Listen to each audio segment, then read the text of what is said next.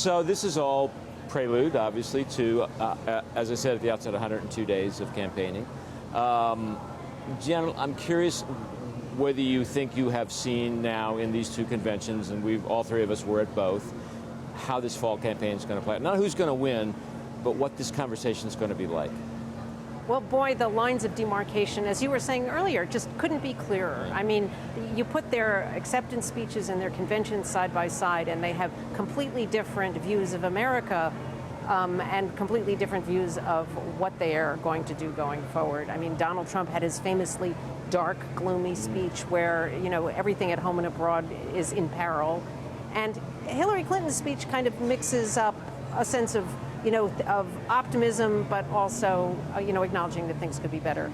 Now, I don't think, I mean, now they have to take those arguments to the rest of the country, and Hillary's first road trip out of here, you know, kind of goes right into the core of the battleground. She heads into Pennsylvania and Ohio, and those are the people that she has to get away from Donald Trump. To stop those states from slipping away. Right. You know, and Glenn, it's, I think we visited in these 2 weeks 2 of the 3 states that I think will determine the outcome here. Ohio, Pennsylvania, and the third one is Florida. If you know how those 3 are going, I think the rest of it is incidental. And we will see Hillary Clinton, as Janet said, go straight into the heart of that beast. I thought in that context, one of the things that surprised me, that I think maybe Democrats didn't do well enough here, was appeal to those white working class voters who will tip the balance in those states. I thought there'd be more hard hats and truck drivers and guys who go bowling on Friday nights. There wasn't much of that until the very end of the program tonight.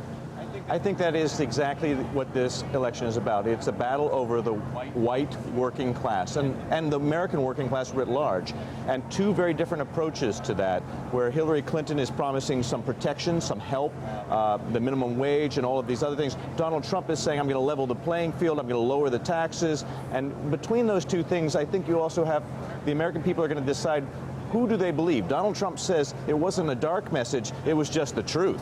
And I admit it, and I know that we got to do something about it. Hillary Clinton brings that American exceptionalism and that hope message.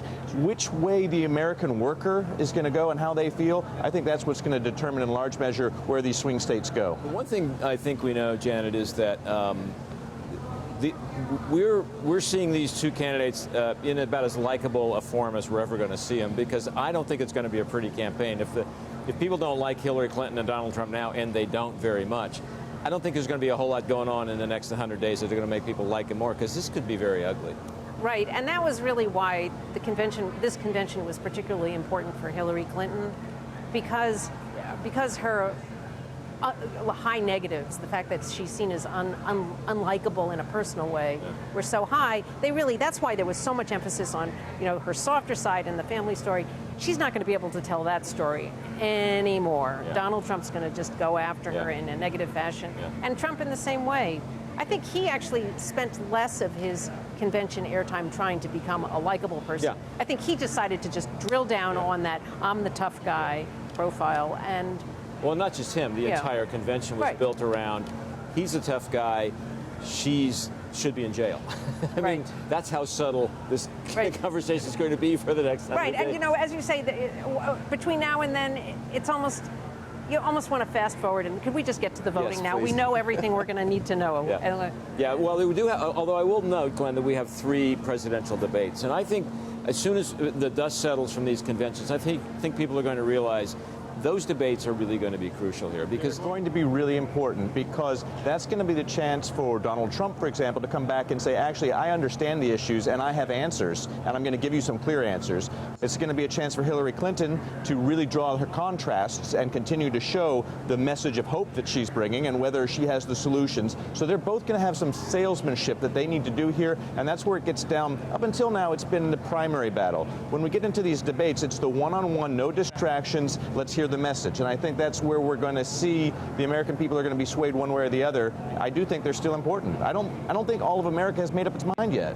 No, and I think the industrial heartland really is still up in the air a little bit, because, you know, we will find how many of those white working class voters are out there. You know, every one of these equations starts with Ohio, right? I mean, if you can't, there's never been a Republican who's won without winning Ohio. So you start by looking at Ohio, right?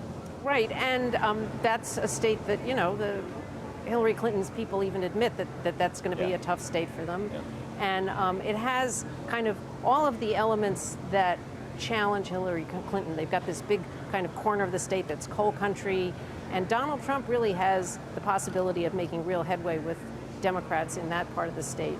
They've actually got an interesting Senate race going on right now that will kind of feed some of that dynamic. There's going to be a lot of turnout, a lot of campaigning there. As you and I were discussing the other day, in that Senate race, the Teamsters, a big and important union, has endorsed the Republican, which just tells you, in Ohio at least, but not only in Ohio, but particularly in Ohio, how much that kind of vote is in flux, I think, this Right. time. And the Republican Senator Rob Portman also got the mine workers Yeah. union, and that just shows how central that whole energy. I noticed that issue is. Hillary Clinton said tonight she's going to, she made a reference to coal workers, Right. I coal thought that miners. was kind of gutsy. Well, yeah, considering the reception she's got Right, from that right, constituency so far. I don't know what she meant, but, and then Glenn, I mentioned earlier Florida.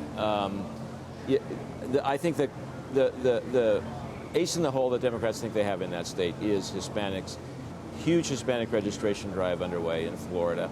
I don't know how the Trump people counteract that, but that may be in a close race, that could be the entire ballgame. Hillary played that immigration card tonight to make that point very clear. Her choice of a vice president who is fluent in Spanish, and he played the Hispanic card in his speech last night. All of those things much clearly targeted at Hispanics writ large, but definitely at Florida. And, they've got to hold on to these states. Tonight, every night, periodically every night during this convention. By the way, we think immigrants are good for America. By the way, we think immigration helps America. It was never far from anybody's mind at And this she made convention. clear tonight path to citizenship. Yeah, right. She said All that. the way out there. I as noted that she said that in the speech. Well, look, we have a fun time ahead. Thanks for joining us.